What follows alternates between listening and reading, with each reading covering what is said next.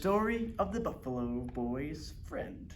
Sometimes during the hot summer days, there is not enough water for my buffalo, so I like to take him out to the city into the surrounding forest to drink in the streams there.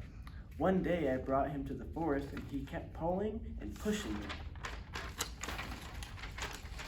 away from the stream. No matter what I did, he refused to go in my direction. So finally I let him take the way.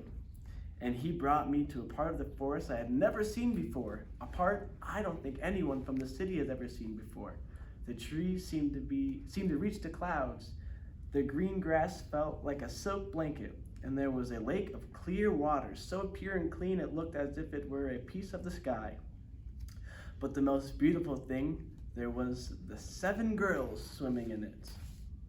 But when the girls saw me and the buffalo come through the trees, they screamed, "Ah!" They jumped out of the water and grabbed their robes and ran away. They moved so quickly it seemed like they had all disappeared into the sky, all except one. That one girl stayed in the water and stared at me with the scared eyes. Her eyes floated around her, her hair floated around her like a midnight halo, and her white face looked like a star in the sky. "Hello?" I said.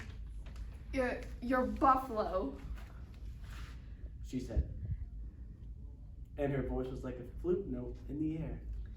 "He's sitting on my clothes." "Oh," I said, and I quickly pushed him over onto the ground. Crushed and a little muddy was a blue silk dress. As I lifted it, the softness made me ashamed of my rough hands.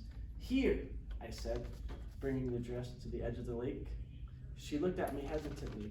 I won't look," I said, and I placed the dress on the ground and walked a bit away with my back turned.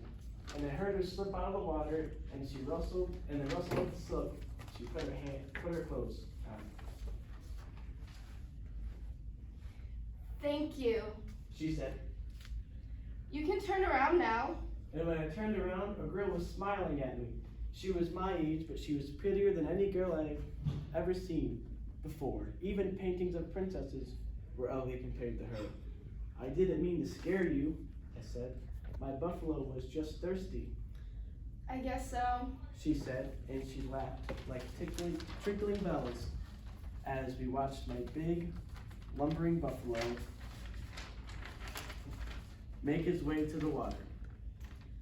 "I can't believe my sisters just left me like that. I'm the youngest, too. They're supposed to watch out for me, but I'm glad they didn't, because now I can talk to you. Tell me all about you. Does your buffalo go with you everywhere?" And just like that, we became good friends. She wanted to know everything about me and wasn't snobbish or anything. In fact, a lot of the time she sighed and said she wished she had my freedom. "I have to go before they miss me." She sighed. "I wish I could stay here. Where I live, I'm not allowed to do anything. There's always someone watching, tell me what to do, and it's kind of lonely." "Well, visit me," I told her. "We can have lots of fun together." "I'll try." She promised, and she kept her promise.